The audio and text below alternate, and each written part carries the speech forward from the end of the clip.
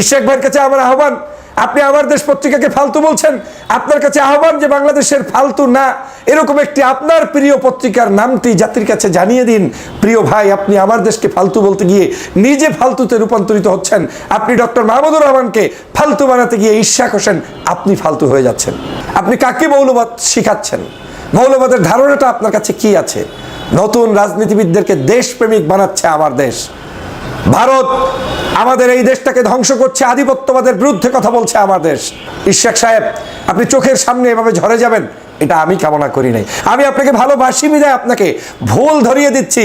যারা আপনার সামনে গিয়ে স্লোগান দিয়ে দিয়ে বিতর্কিত করছে তারা ভুল করছে। আপনি তো দেশপ্রেমিক হলে আমার দেশের সাথে আপনার সম্পর্ক থাকা উচিত। আপনার তো আমার দেশ পত্রিকা উদ্বোধনের দিনে যাওয়া উচিত ছিল। আপনারা কি গিয়েছেন? কেউ গিয়েছেন কিনা? বিশেষ করে আপনি ঢাকাতে থাকেন, আপনি গিয়েছেন, বহু সভা সমাবেশে যাচ্ছেন, বহু দালালদের সাথে ছবি তুলছেন। আমার দেশের মাহমুদুর রহমানের সাথে একটি ছবি তোলার দুঃসাহস হয়নি, কারণ এই ছবিটা আপনার তোলার মতো সেই বর্তমানে হিম্মত নেই। ভেবেছেন আপনি কার বিরুদ্ধে কলম ধরেছেন? ভেবেছেন আপনি কোথায় লেখালেখি করছেন? আপনি ধ্বংস হওয়ার জন্য নিজেকে এই পথে নিয়ে যাচ্ছেন। আপনার এই অনৈতিক আন্দোলনকে জনগণ কোনোদিন মেনে নেয়নি, নেবে না। আপনার নৈতিক আন্দোলনের প্রতি জনগণের সমর্থন ছিল এবং থাকবে।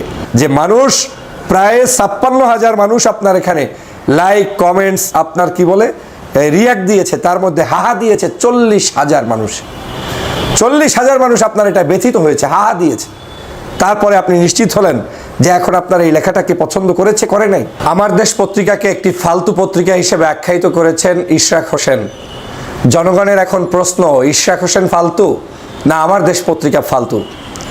আজকের এই ইশরাক হোসেন তখনই বক্তব্য দিচ্ছেন যখন এই আমার দেশ পত্রিকাটি দীর্ঘ 16 বছর পর্যন্ত জুলুম অত্যাচারের মধ্যে থাকার পরে নতুন করে আবার বাংলাদেশে এই দ্বিতীয় যে বিপ্লব হয়েছে, জুলাই বিপ্লবের পরে প্রতিষ্ঠিত হয়েছে এবং জনগণ অন্তত একটি স্বাধীন পত্রিকা তাদের সামনে দেখতে পেয়েছে। সেই সময় আমার দেশ পত্রিকাটি হয়ে গিয়েছে ইশরাক হোসেনের কাছে অত্যন্ত ফালতু একটি পত্রিকা, আর অন্য সকল বিতর্কিত পত্রপত্রিকা হয়ে গিয়েছে ইশরাক হোসেনের কাছে খুব পছন্দের পত্রিকা। এখান থেকেই অনুমান করা যায় যে আসলে কালের বিবর্তনে কারা কারা দেশপ্রেমিকের জায়গা থেকে আজকের দেশদ্রোহী হওয়ার পথে রওনা করেছে, কারা কারা দেশের মধ্যে থেকে দেশপ্রেমিকের পরিবর্তে দালাল হওয়ার পথে রওনা দিয়েছে, সেটা এই সকল বক্তব্য দেখলেই মনে হয়। আপনারা নিশ্চয়ই জানেন বাংলাদেশের এই সময়ে সবচেয়ে জনপ্রিয় ব্যক্তি এবং জনপ্রিয় পত্রিকা যারা সংবাদ জগতের জন্য সবচেয়ে ভালো নিউজ কভার করছেন সেটা হচ্ছে ডক্টর মাহমুদুর রহমানের নেতৃত্বে আমার দেশ পত্রিকা। আজ এই মাহমুদুর রহমানকে যখন জুলুম করেছে, অত্যাচার করেছে, জেল খেটেছে, এবং সেই সময় আপনারা জানেন যে আওয়ামী লীগ সরকারের তত্ত্বাবধানে তার উপরে কুষ্টিয়াতে হামলা করা হয়েছিল পর্যন্ত, তারপরেও মাহমুদুর রহমান দমে যায়নি।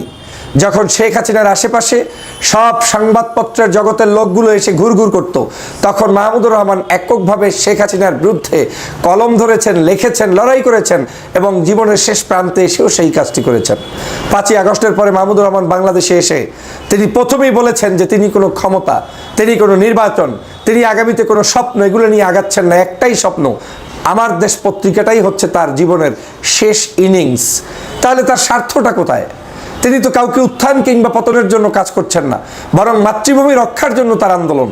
সেই মাহমুদুর রহমানের পত্রিকা আমার দেশ পত্রিকাকে ইশরাক হোসেন আপনি একজন বর্তমান প্রজন্মের নেতা হয়ে ফালতু আখ্যায়িত করে আবার ফেসবুকে পোস্ট করবেন, এটা চরমভাবে বাংলাদেশের জনগণকে ব্যথিত যেমন করেছে, আপনার রাজনৈতিক অঙ্গনেও দেউলিয়া শুরু করে দিয়েছে।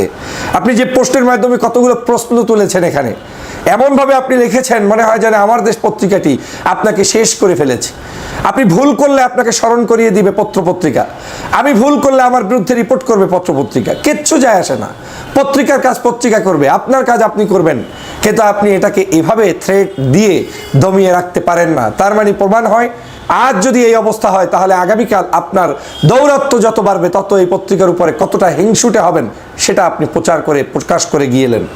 আপনি এখানে প্রচার করছেন যে আমার দেশ পত্রিকা একটি প্রজেক্ট হাতে নিয়েছে, তারা মৌলবাদ তৈরি করার চক্রান্তে আছে, এই ধরনের মন্তব্য করে আপনি বলেছেন যে প্রজেক্ট নিয়ে নেমেছে, যেটা করতে চাইছে, যাদেরকে প্রতিষ্ঠিত করার মুখপাত্র হিসেবে কাজ করছে, সেটা চরম ব্যর্থ হবে। নতুনদের মৌলবাদ ধারায় নিয়ে তাদের রাজনীতিও শেষ করবে, নিজেরা ঝালমুড়ি ঠোঙ্গা হিসেবে শেষ দ্বারে বিক্রি হবে। এই মন্তব্য কাকে মৌলবাদ বানাবে? আপনি কাকে মৌলবাদ শিখাচ্ছেন? মৌলবাদের ধারণাটা আপনার কাছে কি আছে? নতুন রাজনীতিবিদদেরকে দেশপ্রেমিক বানাচ্ছে আমার দেশ ভারত। আমাদের এই দেশটাকে ধ্বংস করছে, আধিপত্যবাদের বিরুদ্ধে কথা বলছে আমার দেশ। অতএব সেখানে আপনি আমার দেশের বিরুদ্ধে এই ধরনের বক্তব্য দিয়ে আপনি নিজেকে ছোট করলেন এবং জনগণের কাছে আপনি আসলে কাদের পারপাস সাফ করলেন সেটা এখন জনগণ প্রশ্ন কিন্তু আপনার কমেন্টস বক্সে করছে। আমি আপনার কমেন্টস বক্স গতকালকে থেকে এখন পর্যন্ত আপনি যেই কমেন্টস বক্স এখানে দেখা যাচ্ছে সেখান থেকে স্পষ্ট হয়েছে যে মানুষ প্রায় 56,000 মানুষ আপনার এখানে লাইক কমেন্টস আপনার কি বলে রিয়াক্ট দিয়েছে, তার মধ্যে হাহা দিয়েছে 40,000 মানুষ। 40,000 মানুষ আপনার এটা ব্যথিত হয়েছে, হাহা দিয়েছে। তারপরে আপনি নিশ্চিত হলেন যে এখন আপনার এই লেখাটাকে পছন্দ করেছে, করে নাই। আপনি আমার দেশ পত্রিকার একটি লিড নিউজকে শেয়ার করে এখানে বুঝাতে চাচ্ছেন যে আপনার বিরুদ্ধে নেমেছে কি লন্ডন সাফল্য ইশরাকে মিলান। কথা তো সত্য, লন্ডনে যে বিএনপির একটি সাফল্য ছিল সেই বিএনপি আপনার কারণেই মিলান হচ্ছে। এবং তখনই আমি বলেছিলাম যে আপনি হয় কারো ষড়যন্ত্রে পড়ে ফাঁদে পাড়া দিয়েছেন, আপনার জনপ্রিয়তা ধ্বংসের জন্য কেউ আপনাকে কুটচাল করছে, আপনি সেটা না বুঝে তার হুকুমে চলছেন, কারো এজেন্ডা বাস্তবায়ন করছেন, মূলত উদ্দেশ্য আপনাকে এখান থেকে মাইনাস করে দেয়া, সেটাও হতে পারে। আর একটা আপনি ক্ষমতা লিপ্সু হয়ে আপনার পদ পাওয়ার জন্য আপনি অস্থির হয়ে যাচ্ছেন, যেটাতে বিএনপি মেলান হচ্ছে এবং হয়েছে। কোনো অধিকার নেই বর্তমান সময়ে, নাগরিকদের অধিকারকে ক্ষুণ্ণ করে তারপরে আপনি যা তা করবেন, যা ইচ্ছা তাই করবেন। আপনি ভদ্রভাবে আন্দোলন করতে পারেন, সংগ্রাম করতে পারেন, দাবি তুলতে পারেন, কিন্তু আপনি যে ভাষা এখন ব্যবহার করছেন ডক্টর মোহাম্মদ ইউনূসের বিরুদ্ধে, এই সরকারের বিরুদ্ধে, সেই ভাষা এই সরকারের বিরুদ্ধে করার কোনো স্কোপ নেই। এই সরকারকে আমাদেরকে রাখতে হবে। এই সরকারের বিরুদ্ধে মিছিল করার জন্য 5ই আগস্ট হয়নি। এই সরকারকে দেখব যতক্ষণ তারা আমাদেরকে নির্বাচনের পদ্ধতির বিরোধিতা না করে, ততক্ষণ তাদের সাথে আমরা আছি। আমরা গণতান্ত্রিক পথে যেতে চাই।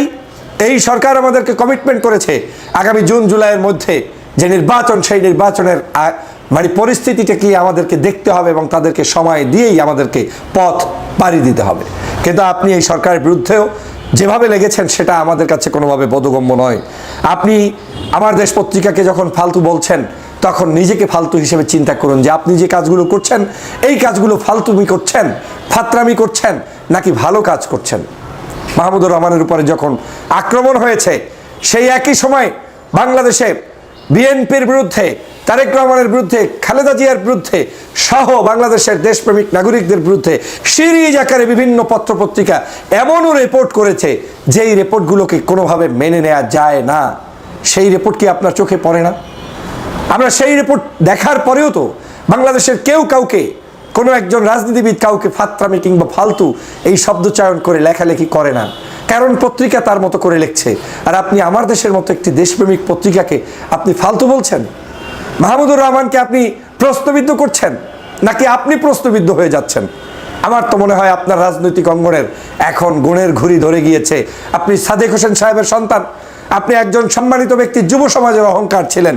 এখনও আপনাকে যুব সমাজের অহংকার হিসাবে দেখতে চাই, কিন্তু আপনার এই আচরণগুলো আমার কাছে মনে হচ্ছে যে কোনো মূল্যে আপনিই ফাত্রামিতে পড়ে যাচ্ছেন। আপনি ফালতু হিসাবে জাতির কাছে পরিগণিত হচ্ছেন। এই 5 দিন 10 দিন আন্দোলন করার মধ্য দিয়েই আপনি সফলতা অর্জন করতে পারবেন না, বরং আপনার কাছ থেকে জনগণ এখন ছুটে যাচ্ছে।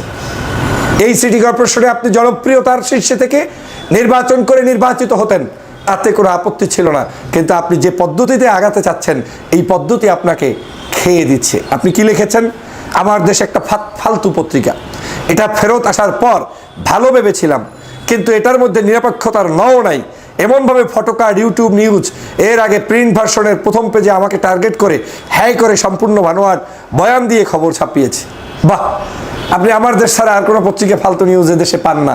আপনি আমার দেশকে পেলেন ফটোকাট টটোকাট করে, মানে নিউজের নাও নাই। হ্যাঁ, এই হচ্ছে আপনার মন্তব্য। ইশরাক সাহেব, আপনি চোখের সামনে এভাবে ঝরে যাবেন এটা আমি কামনা করি নাই। আমি আপনাকে ভালোবাসি বিদায় আপনাকে ভুল ধরিয়ে দিচ্ছি। যারা আপনার সামনে গিয়ে স্লোগান দিয়ে দিয়ে বিতর্কিত করছে তারা ভুল করছে। আপনার আন্দোলনেই আমি যমুনায় গিয়ে সম্মতি জানিয়েছিলাম, ভিডিও দিয়েছিলাম, আমি লেখা দিয়েছিলাম, কিন্তু আপনার এই আন্দোলন দেখার পরে আমি আপনার সেই সমর্থন 24 ঘন্টাই চালু রাখতে পারি না।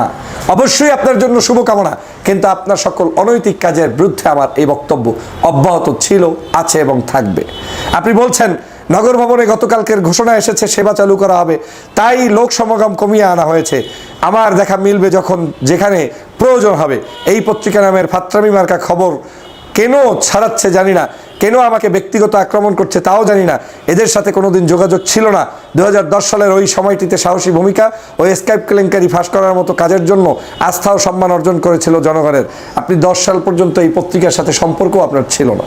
আপনি তো দেশপ্রেমিক হলে আমার দেশের সাথে আপনার সম্পর্ক থাকা উচিত। আপনার তো আমার দেশ পত্রিকা উদ্বোধনের দিনে যাওয়া উচিত ছিল। আপনারা কি গিয়েছেন? কেউ গিয়েছেন কিনা? বিশেষ করে আপনি ঢাকাতে থাকেন, আপনি গিয়েছেন? বহু সভা সমাবেশে যাচ্ছেন, বহু দালালদের সাথে ছবি তুলছেন।